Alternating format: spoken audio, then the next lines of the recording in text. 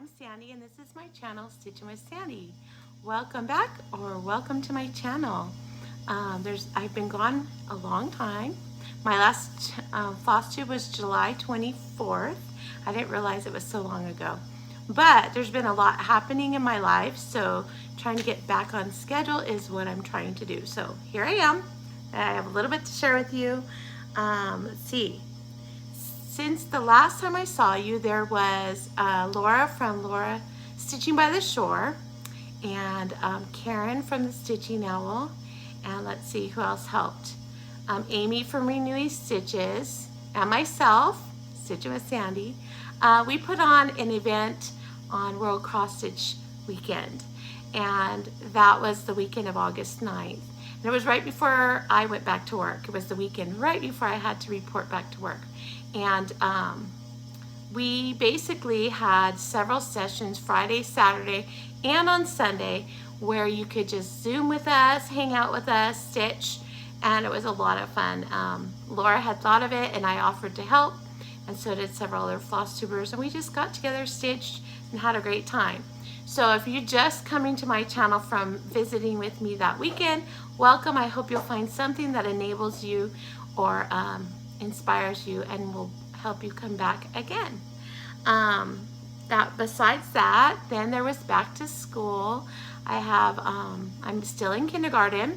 I have a new group of kids, but this year we started a brand new schedule. And so the kindergartners are with me longer, and now I have an overlap. So before, my old schedule was I would have my AM group, and then at about 11 o'clock, my PM group would show up, or maybe it was more like 10:30. My PM group would show up. I'd have AM and PM together until about 11:30, and then my AM would go home, and then I have my PM the rest of the day. Well, they've decided to add in a lunch period for these sweethearts, and so now I have my AM coming in at 8, but my PM coming in at 9:55. And then they're there all the way until my AM goes home at 12:25. So I've had to learn a new schedule.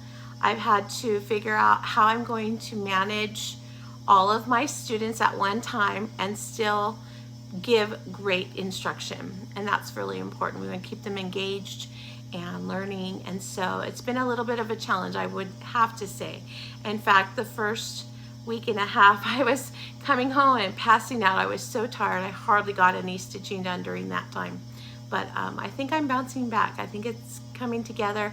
I do have a student teacher. She started last week, and she's going to help manage. So that's going to be great. I get to watch and observe her first math lesson this week. So I'm looking forward to that. And I think once we get back in the swing of things, everything will be great. But we also, since then, I did have the stitching group that I stitch with every Thursday night. We call ourselves the Menifee Stitchers. That's because we meet here in Menifee where I live. And some of us live here, but some live all in like the Temecula, Murrieta, Moreno Valley. I'm trying to think, there's a lot of us in Riverside County that get together and stitch on Thursday nights. And then we stitch on Saturdays. We're starting to stitch more frequently on almost every Saturday. It used to be just the second Saturday of the month, but now it's becoming a every weekend thing, which is great. But we decided we wanted to put on a retreat together, and our friend Michelle, and her 80th birthday is coming up, and we wanted to surprise her at the retreat and celebrate her birthday. So she pretty much called the retreat center, set it all up, took care of all the payments. We paid her. She did it all, and she had no idea that we were planning something behind her back. So we got to celebrate her. That was wonderful. I think the entire weekend I might have stitched on 2 projects actually. I tried to take the first day and stitch every hour, which I did, but I only got in maybe 4 or 5 stitches. And then the second day, I think I got 0 in because we kept bouncing up whether it was I was the one in charge of games, so we had different games that we were playing and prizes to win. We had shopping. We had Jennifer come, and she has the What Are You Doing studio on Etsy shop, and she brought some t-shirts for us to buy that were all cross-stitch themed, and we had her make us Menifee Stitchers t-shirts as well. And then of course she had patterns too, including a few patterns that were coming out that weekend because it was market weekend. So she had already gotten some of the primrose, so I was able to snatch up a few of those. But so that was great. And then that was the week before last, and then now we're on a 3-day weekend because of the holiday. So here I am. I'm ready to share what I have with you. My FFOs, I have a couple of FFOs. One was, you'll see it in the beginning of the video. It was a red pear, and you'll see my sweet friend Michelle holding it. That's what I wanted to make for her birthday. One of our friends made her a red sampler. Some other pieces for her, and I wanted to make her a red pear because I wasn't going to stitch a whole sampler. I just knew I wouldn't have the time, and I wanted her to have that sampler feel. So it was in the beginning, but I'll show you the one I chose to do because I don't have it now. I've given it to her, but it came from Red Work Pears by Annie B's, and I stitched her this one. And the overall, this is funny. So the overall plan was I stitched hers, and I stitched it way in advance. And then I was gonna stitch one of the green pears for me. And I would finish my pear first, and that way if I made any errors, since I'd never done a pear before, if I made any errors, it would be on mine, and then hers would be perfect. Well, I went to her best friend's house to find fabric that was her interest, and her best friend and her share a lot of the same fabrics because they've been quilting for years together. And so I went there, set up a whole day, picked out fabrics that matched, came back, and then that's when I started getting ready for school. Started running out of time to stitch, or came home too tired and only did one letter. And long story short, the day that we were going to give it to her, I had to put it together. I hadn't finished mine, so it was do it or don't do it, but I wanted to be a good friend and get it done, so I put it together. And I believe it turned out pretty well, and hopefully she loves it. But I did finally come home after the retreat and finish mine. So that's my first FFO to show you, and it comes from Annie B's Spring Green Pears. This is the chart, and here is my version. Isn't it cute? I love it so very much. And here's my green fabric that I put on the back, and then I used some wool felt for the stem and some wool felt for the leaves, and then I hand stitched the veins, and then I just did a blanket stitch around them. And on hers, I actually did a design up the side, a herringbone, but I decided that I didn't want to put one on mine, so I left it off. But when I stitch the other two, one of them will have it because I want them to all look a little bit different. And then you're supposed to, on the bottom, put some wool felt. So I did that. Now, to finish these is not really difficult, but I am a very much visual learner. So I tried to watch Vanna's, and as I was watching Vanna's, I started to do her way, but then I got stuck. It wasn't working out for me. She leaves a hole at the top for the stem, and it wasn't coming together, and I was worried that the stitching part was going to start fraying. So then I reread Annie B's directions. She gives you the templates, which is fantastic. Her directions are great. Again, I'm just a very visual learner, so for me to read and understand what I'm to do sometimes is very challenging. So between reading her directions and watching what I saw on Vanna, I put it together, and I leaned more so to Annie B's directions. Once I visually saw Vanna do it, I kind of understood what to do, and I think it came out great. I'm really proud of myself. It wasn't that difficult. The pears stitch up super fast, so I plan on doing many more in the future. I have all 4 pattern designs by Annie B's, so I will be getting busy and trying to put out a few of them throughout the next year because I'd like to have a good collection of them. I thought they'd be cute to put out at Thanksgiving time on my table. So that's my first FFO. And my next one, this one was inspired from my friend Sarah from Sarah Stitches. She's a Flosstuber here on YouTube and becoming one of my closest friends in the stitching world. And a year ago, she stitched this pattern, and it is called Harvest Scarecrow by Teresa Kogut. I'm going to show you. And when I saw her finish, I was like, oh my gosh, you have to tell me how you did that. I love, love, love it. Well, Teresa Kogut, she told me basically what she did. And Teresa Kogut's pattern, the scarecrow's kind of drab, in my opinion. He's wearing a lot of browns. So I knew I wanted him to have denim jeans, and I want him to have a plaid shirt. So I went to town stitching him up and changing everything about his clothing, and colors too. So here is my version. And because I did the denim, I wanted to finish in denim. So I asked my husband, do you have any old jeans? And he's like, yeah, I actually was gonna throw a pair away because they're really holey. So I snatched them up and I made a pillow out of the denim with his pants. And then to put this part together is the part that Sarah did, that I just thought it looked exactly like a patch on a scarecrow with the little straw coming out of his patch. And so what Sarah did was she used a piece of burlap, cut strips, sewed it on, and then sewed it on when she put her pillow together. Well, since I wanted the denim to show, I had to figure out how am I gonna do that so that this sticks out of the denim like as if he was wearing the patch. And so what I did is I had a burlap bag, so I cut it apart. I couldn't find my burlap fabric that I had. Maybe I used it. And so what I did is I sewed strips of it across, and then I added those to the strips on the denim. And then after I got that done and I had it all ironed out, then I put two pieces of I put the front piece and the back piece together. So that's pretty much how I got it. When it was done, I had to pull off the little pieces of the burlap to get it to fringe up.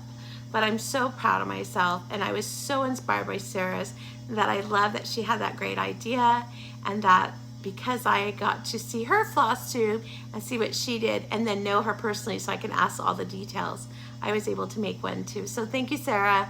I absolutely love him. And now that we're dreaming of autumn, and I say that because it's still going to be 105, 109 this week, so I'm dreaming of autumn weather, I'll have this to put in my displays. So that was, again, Teresa Kogut's Harvest Scarecrow. The Scarecrow comes from her Celebrations booklet. That's where it is.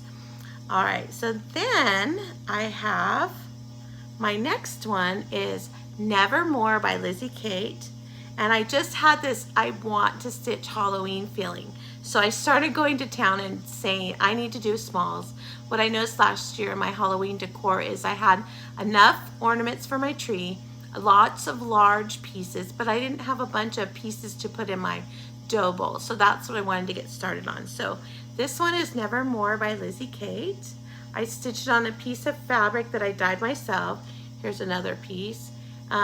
I dyed it with a orange, I think it was a mandarin orange, and then I did taupe together, and I did this in the jar dyeing technique.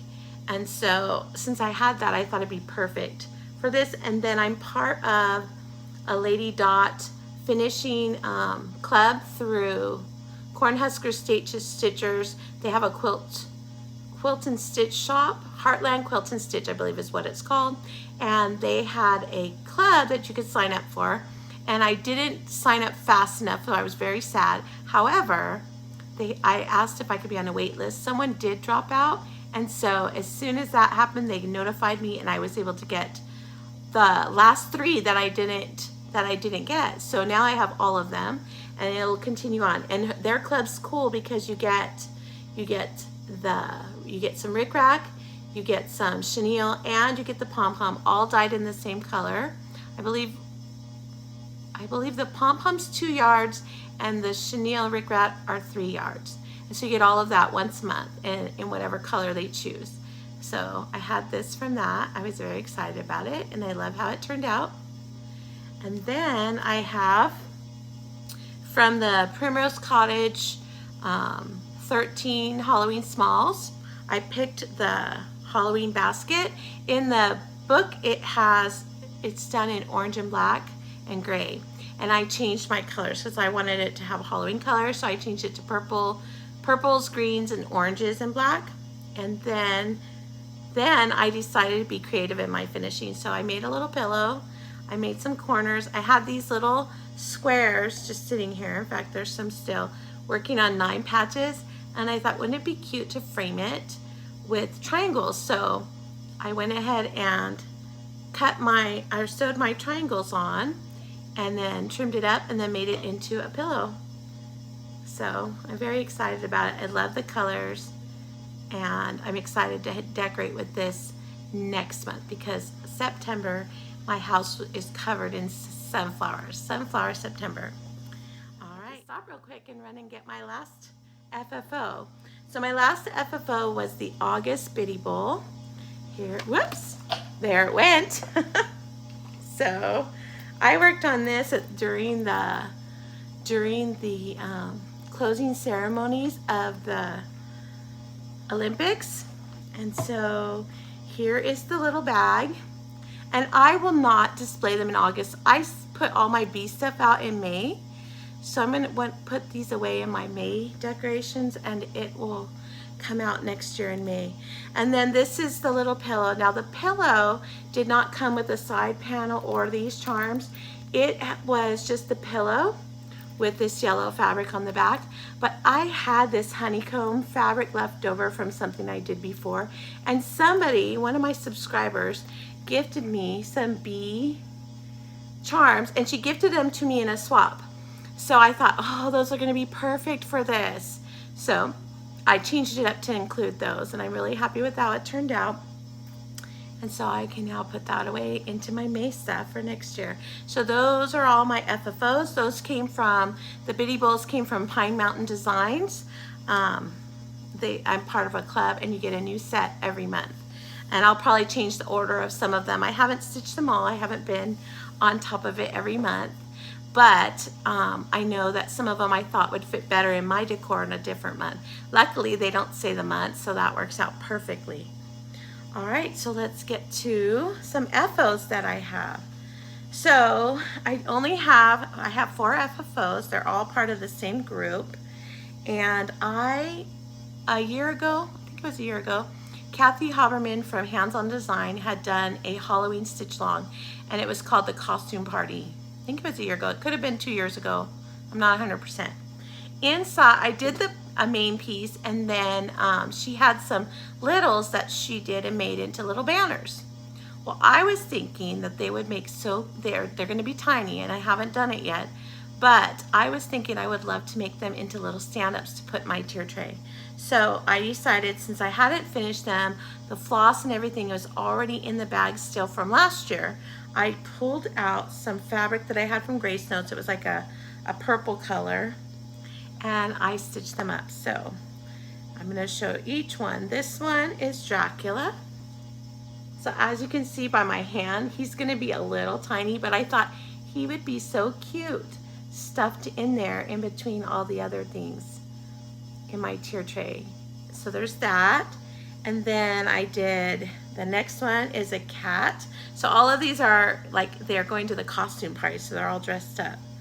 So here's the cat with their trick-or-treat bag. You see my fabric is, it's like a really light lavender, but it has spots of green in it. I have a big piece of it, so I'm sure I'll use more. And then there's the witch. She's so cute. And she had an orange dress, but I changed it to purple. I wanted her to have purple on. And then Frankenstein is the last one, because purple is one of the colors for them, but I just thought she'd look better with purple dress instead of orange. And then here's Frankenstein. So I did all 4 of them. They didn't take that long. I think I did 2 a day. They stitched up pretty fast. So I'll try to learn how to make a stand-up. I haven't done a stand-up like that before, but I'll be watching Helen D, and I'll be watching Vana's, see how to do it, and see if I can come up with little mini stand-ups for my tier tray with those. So hopefully my next Flosstube will not be that far along before it comes out again, and I can show you. So that's my FOs. So I have been stitching a lot. I do have some whips to share with you. If you're in my swap, I haven't forgotten to put out my swap partners. I'm working on that. My next swap, we were supposed to, if you were interested in, you need to let me know by yesterday, and I will be putting together who you're mailing to, and the theme this time were turkeys. So you'll stitch a small for that has a turkey in it, and that way it'll be due back to be mailed by October 1st. And that's giving time, so that way if someone runs late, the person that's going to get it will still have it in time to display for Thanksgiving. Do you display items for Thanksgiving? In my house, I decorate like September. I don't start my fall decorating that much. I put out sunflowers. Some things might have sunflowers with pumpkins, but they're not jack-o'-lanterns. And then in October, then I bring out all the jack-o'-lanterns, Halloween things. And then at the end of October, after Halloween, I put away Halloween items, and then I just have like the fallish things with acorns and leaves, fall leaves, squirrels, owls, and then as we get closer to Thanksgiving, then I add out some turkey and Thanksgiving patterns. Do you do that? I don't know. I just love Thanksgiving. I feel like it's a really special event where it brings your family all together and you get to eat together and find out what's up with everybody. So for me, that's special. I really look forward to it, and I like to have those decorations out when everyone's around us. So that's, and then after Thanksgiving, then I put all that away, and then I start decorating for Christmas. So, but I change out everything once a month anyways, so that's probably why. Now in July, I did do a lot of Christmas stitching, and I finished a lot of ornaments, but they're not FFO'd. My goal for the next video is to have them FFO'd, have my little Halloween guys, so I have lots of little ones to show you. But here are my whips. So I took this one to, a lot of us are stitching Prairie School, sorry, I'm sorry about the bumped the camera. A lot of us in our group were like hooked on Prairie Schooler Santas right now. So everybody was going to be stitching Prairie Schooler Santa at our retreat. So I took one of my ornaments. This one I have to stitch twice. This one's for my daughter Marissa, and so I'm stitching it 1/1 on 28 count, and it's her, the year she was born is 2010, and since she has a twin, I do have to stitch it twice. So I started the first one. I didn't get very much done because we were just chatting and laughing, and it was just too much fun. And so this is all that I got done. His little feet and his skis. And that's it. So I'll have to get back to him. But right now I'm feeling the fall stitching so much. Between fall and Halloween, that's all I want to do. But hopefully this month I have a couple of challenges that I'm going to tell you about that I'm participating in, and hopefully that'll get me to work on whips as well. All right, so then I also have been working on, and this one has been one of those, have you ever had a stitch where you love it and you know when it's done you're going to be so happy, but for whatever reason you find every excuse not to work on it? Well, that's been this one, and I do love it, and I can't wait to have it done. So I forced myself to stitch on it at the retreat, and I'm glad I did. And I'm talking about Santa Stops Here by Brenda Gervais. Now, I absolutely adore this pattern. I think it's the most beautiful pattern. When my friend Gina went to a retreat at Dying to Stitch, she had showed pictures, and I had to have it immediately. Well, she's already stitched it and had it framed, and it looks amazing at her house. I did have Sarah and I decide we're going to do a stitch along for it. So we both started stitching on it, and then I got to the house. I stitched, let me show you. Here's part of it. So I stitched all of this like really fast, like in 2 days, had all of it. But I found that when I did this part, somehow, and I'm not sure how I did it, but he was over here and Santa was over here. And I was so sad when I figured out that he was standing on top of the wrong two trees, that I had to rip them all out. Well, that made me put him away for a while. But I ripped it out first because I knew if I didn't rip it out first, I was not going to pick it back up. So I ripped it all out, put it away. The next time I got it out, I paid really close attention, and I restitched the snowman in the right place. Then I stitched Santa, and then I did the tree. All of that went together really fast. Then I started the house. And then with all those bricks, I got to the point where I just put it away. I got tired of stitching brick. So now you can see I am so close to being done with the brick. I just have a little bit left here. I need to do the inside of the windows, and then I'll be on the roof. And then the top part to it will probably go pretty quickly. I'm not expecting it to take too long. This will be done for Christmas this year, no matter what, because I love it. I've been wanting it to be done, and so I plan to get it done for sure. So it will come back out, but I did get quite a bit done. I just have to finish up that brick. And I think I'm now past the, I don't want to work on it feeling. So I think I'll be able to do that pretty quickly. Maybe one night I'll get the bricks done, and then it'll just be working on the roof. So I might choose to do that as my morning stitch, just because I have about an hour every morning that I do stitching, and I always try to pick something that I'm really trying to get farther along on. So that way I won't think about it, I'll work on it, and then I can stitch whatever I want when I get home from work. So that'll probably be my goal this week. So that's one of my whips. Then my next whip is, I am working on, this one is a pattern that I bought at our retreat. I was so excited because I really didn't expect her to have anything from what's it called? It's not Nashville Needlework. It's the other one. I can't, words are failing me, I apologize. I did not expect her to have any patterns yet, but she did. She had this one, and I think I have another one that I bought with it. And look, see if it's in my bag here. Yes, I bought this one. She had both of these, so I got them both.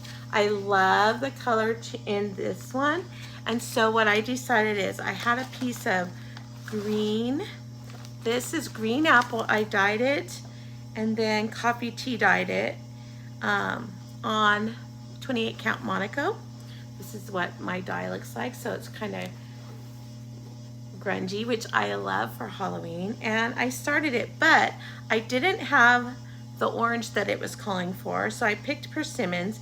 And then when I looked at the persimmons, the sassy brass that I had that it was called for was too close, so I changed it. I think I'm doing honeycomb, and then of course I changed the white to what did I change it to? Let me tell you. I changed it to bamboo because I wanted the white to be a little brighter. And so this is stitching up. This part is so fun. I'm on the Quaker now, and I just think this is so much fun to stitch. So here's the Quaker. I've already done this part section here, and I'm working on the candy canes. So I'm gonna go up and do the Quaker.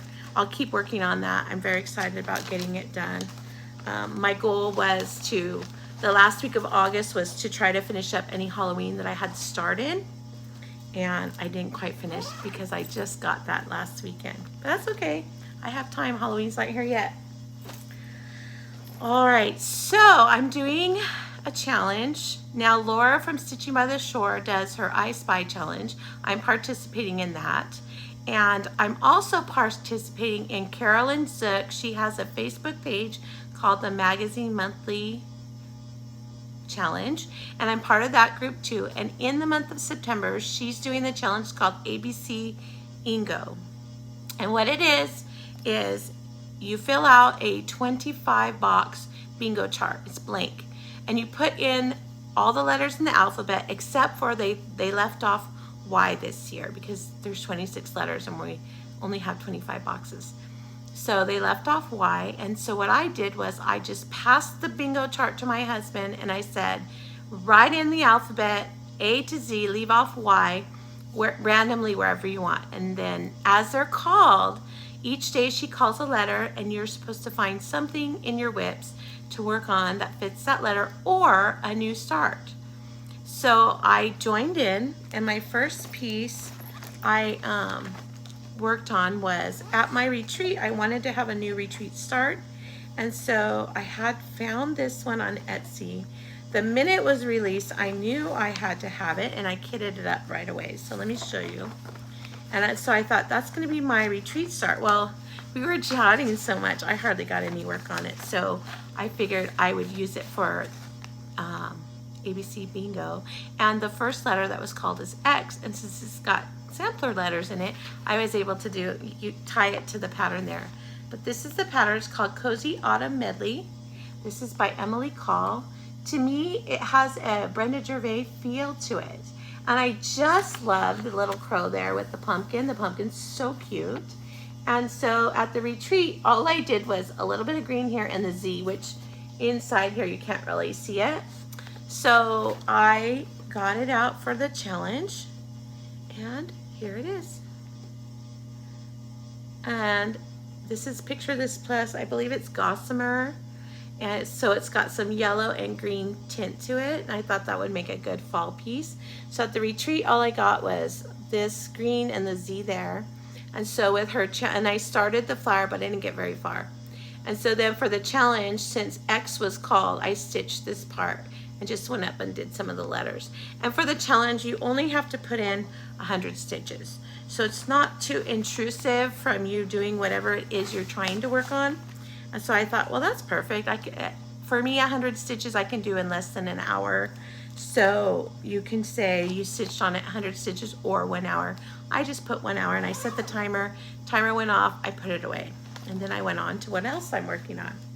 So today's letter is the letter I. I didn't have any whips that started with I, so that's when you have to become creative.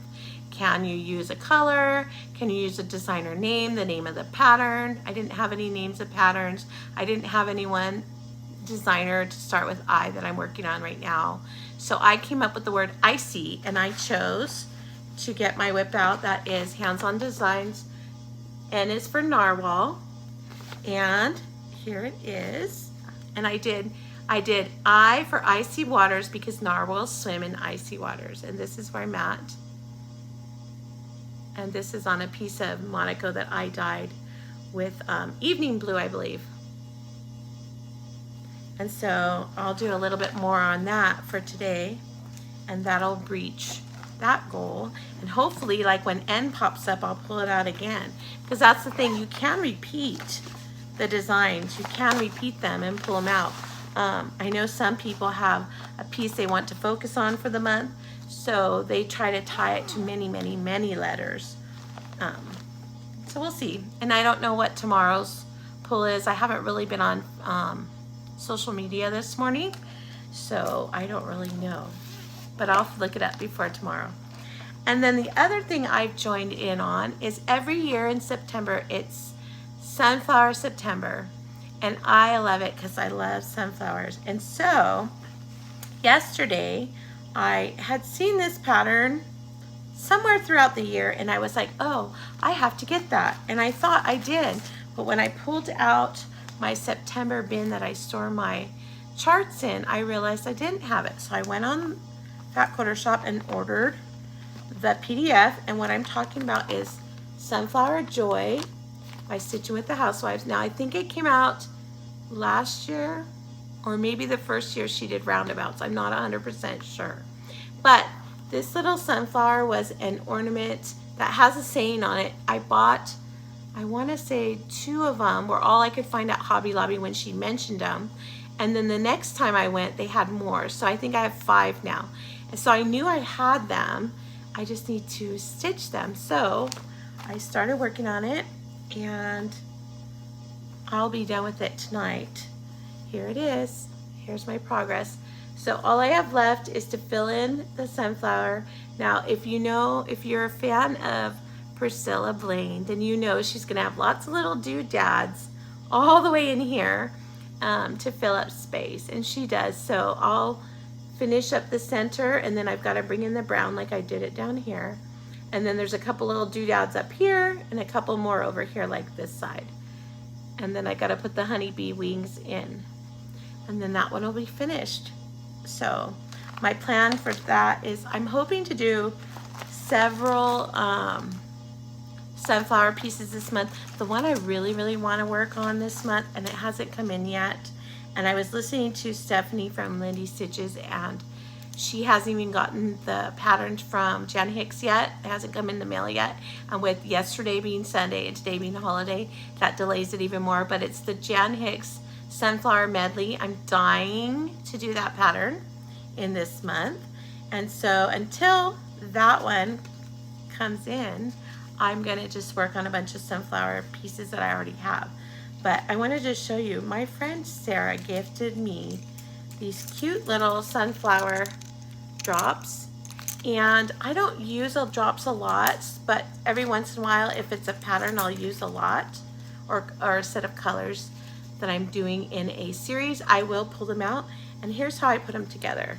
So I still use the floss drop, but I've tied the string to the floss drop and to the color card. So that way, when I'm done stitching with these colors and it's time to put them away, if there's any left, I can just pop this off and then put it back with the rest of my floss. And in the meantime, I get to enjoy them. So I was able to do, if you put them together carefully, because they're different sizes, you can get this through here and here, but you have to be very careful, otherwise it pulls too much on the paper. But so I'm using those. I love them. They're so beautiful. I can see how people get addicted to different ones because they are so cute. My thought is, which I love them, don't get me wrong, I am using them because I do, but is that when you put all your floss on here, when you get done with the project, then what do you do with it? I guess if you use floss away bags, it would be easy because you just drop it in there, but I don't. And I don't hang up my flosses like this either on a ring. What I do is I have, you can see it, I have these acrylic boxes back here, and they're sorted by color, and that's where mine go. So I don't really know what to do when you do that. And the same with DMC. DMC I put in a big box, and it's on file folders that I punched holes and labeled it. And so my DMC is hanging from a ring, except it's the whole skein that's hanging. So when I need it, I pull that skein, and then when I'm done, I go back and put it back on the ring. So I don't need bobbins or floss drops for those either. And I always thought, like, what do you do if you put it on a floss drop? You're done, you gotta put it back. Now how do you put it back so that it still fits together? So, and my only thought is you'd have to either rebobinate if you do that, or you would have to use floss away bags. And I just don't want to get another storage system. Originally, I did the storage system with the hanging file folders because I had bobbinated for years. I bobbinated, but it took 3 boxes to put all your floss in to have, because I have a whole set of DMC. I probably have 5 or 6 times a whole set of DMC, at least in most colors. I have several, but then that's a lot of bobbinating. And then you'd have lots of boxes to put them in, so you'd keep adding boxes. And I wanted to have one container, so if I went somewhere, I could put that container in my car, go stitch, but if I'm out of a color, I could walk back to my car and get the color I needed. And then same if a friend was out of a color, I'd have it and I could loan them a color. So making it into one container made it more accessible for me, easier to manage, and easier to store as well. So that's how I do it. So Sunflower September, are you participating? I know a lot of my friends that stitch samplers are doing Sampler September, but I love sunflowers, so that's what I'm going to do. I do have a sampler, band sampler that came, it's a drawn thread. Hopefully I can show it to you next time, because it's one of my sunflower stitches I want to work on. I bought it during the beginning of the war, where sunflowers was a symbol, and Drawn Thread wanted to donate money, so they offered this pattern for $5, and it's a sunflower band sampler, and I will show you it on my next Flosstube. When I saw it, it's gorgeous, and I'm always willing to donate to any, almost any charity, especially such a crucial one like that, where people were being treated so horribly. I wanted to help in any way I could, so I did. And I bought it, and it's beautiful. So I just need to kit it up so I can stitch it. I had it ever since then, and haven't begun, so it's time to get started. And then I'll continue on with ABC Ingo for the whole month. That's a lot of fun. I'm trying to make sure that when I tie something to ABC Ingo, I'm double dipping. So I can either do, like I did my Sunflower Joy for something that starts with S for I Spy with Laura. And then the Cozy Medley was something that had a tree. So if I can double dip and put them in different challenges and count for them, that's what I'll do. If not, then I'll have a few extra whips to show you next time, but that's what I'm doing so far. I do have a Zoom every second and fourth Sunday of the month. I did think every second and fourth Sunday of the month from 10 to 2 Pacific Standard Time if you'd like to join us. I missed this last time. I did put out a message on my community tab because I was going to the retreat and I had forgotten to tell everybody that I wasn't going to be there because I had forgotten it fell on the same day as the retreat. So I put in my community tab, so if I'm ever not in the Zoom and you're wondering like, hey, are we Zooming? It's either not the second or fourth Sunday or something came up and I couldn't Zoom, so I'll put a message in my community tab. So make sure to look there if for some reason I don't show up. But I will be here for the next one. The next one is next weekend on Sunday, September 8th, and my plan is to be here. So I should be here. There shouldn't be any reason why I can't. So until then, until I see you next time, I don't really have any stash to share. I already showed you the 2 patterns I bought. Until Needlework Market, that's what it's called.